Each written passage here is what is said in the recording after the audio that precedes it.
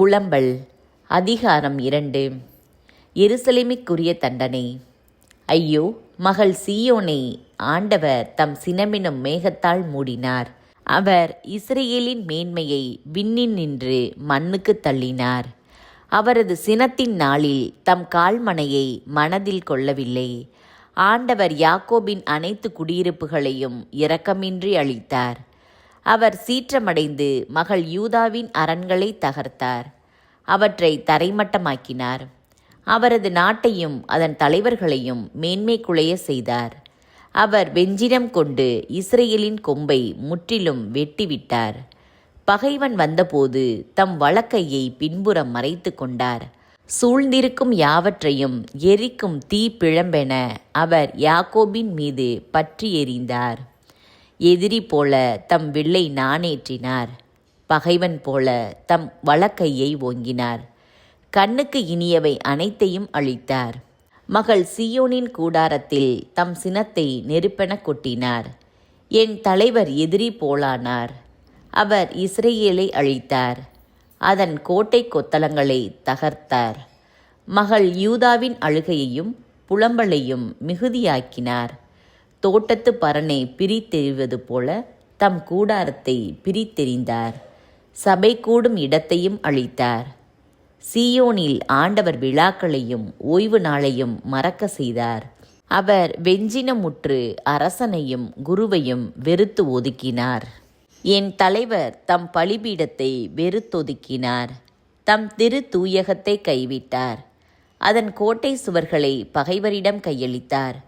விழா நாளில் ஆரவாரம் செய்வது போல ஆண்டவரின் இல்லத்தில் அவர்கள் ஆரவாரம் செய்தனர். மகள் சீயோனின் மதிலை அழிக்க ஆண்டவர் திட்டமிட்டார். அதற்கென நூலினால் அளந்தார். அதை அழிப்பதை நிறுத்த தம் கையை மடக்கிக் கொள்ளவில்லை. அரணும் மதிலும் புலம்ப செய்தார். அவை ஒருங்கே சரிந்து வீழ்ந்தன. அவளின் வாயிற்கதவுகள் மண்ணில் புதைந்து கிடந்தன. அதன் தாள்களை உடைத்து சிதறடித்தார். அவளின் அரசனும் தலைவர்களும் வேற்றினத்தாரிடையே உள்ளனர். திருச்சட்டம் இல்லை. அவளின் இறைவாக்கினரும் ஆண்டவரின் காட்சி பெறவில்லை. மகள் சீயோனின் பெரியோர் தரையில் மௌனமாய் அமர்ந்துள்ளனர். அவர்கள் தங்கள் தலைமேல் புழுதியை தூவிக்கொண்டுள்ளனர். சாக்கு உடை உடுத்தியுள்ளனர். எருசலேமின் கன்னிப் பெண்கள் தங்கள் தலையை தரை மட்டும் தாழ்த்தியுள்ளனர். என் கண்கள் கண்ணீர் சொரிந்து சோர்ந்து போயின. என் குலை நடுங்குகின்றது. என் துயரத்தால் என் ஈரல் வெடித்து தரையில் சிதறுகின்றது. என் மக்களாகிய மகள் நசுக்கப்பட்டுள்ளாள். நகர் வீதிகளில் குழந்தைகளும் மழலைகளும் மயங்கி கிடக்கின்றனர். அவர்கள் தங்கள் அன்னையரிடம் அப்பம் திராட்சை ரசம் எங்கே என்று கேட்கின்றனர். படுகாயமுற்றோரைப் போல நகர் வீதிகளில் அவர்கள் மயங்கி வீழ்கின்றனர். தாய்மடியில் உயிர் விட்டவர் போல் ஆகின்றனர். மகளே எருசலேம், உன் சார்பாக நான் என்ன சொல்வேன்? உன்னை எதற்கு ஒப்பிடுவேன்? மகள் சீயோனே, கன்னிப்பெண்ணே, யாருக்கு உன்னை இணையாக்கி தேற்றுவேன் உன்னை? உன் காயம் கடலைப் போல் விரிந்துள்ளதே. உன்னை குணமாக்க யாரால் முடியும்? உன் இறைவாக்கினர் உனக்காக பொய்யும் புரட்டுமான காட்சிகளை கண்டனர்.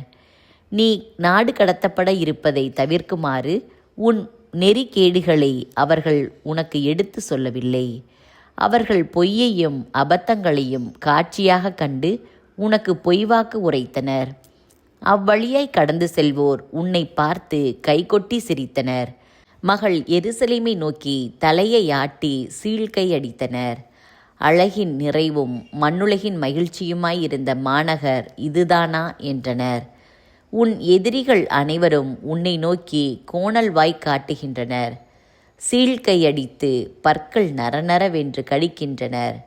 நாம் அவளை பாழாக்கினோம் என்றனர். இந்நாளுக்காகவே நாம் காத்திருந்தோம். இப்பொழுதுதான் நம்மால் அதை காண முடிந்தது என்றனர்.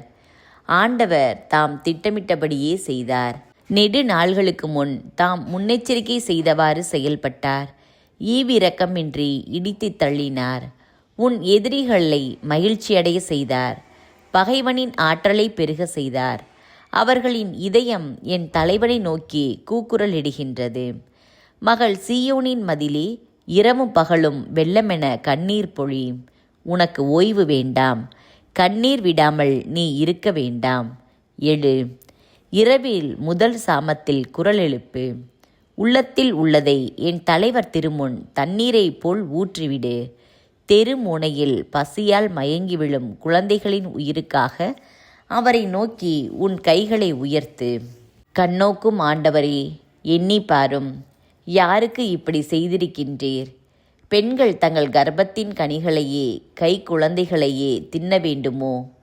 குருவும் இறைவாக்கினரும் என் தலைவரின் திரு தூயகத்தில் கொல்லப்பட வேண்டுமோ?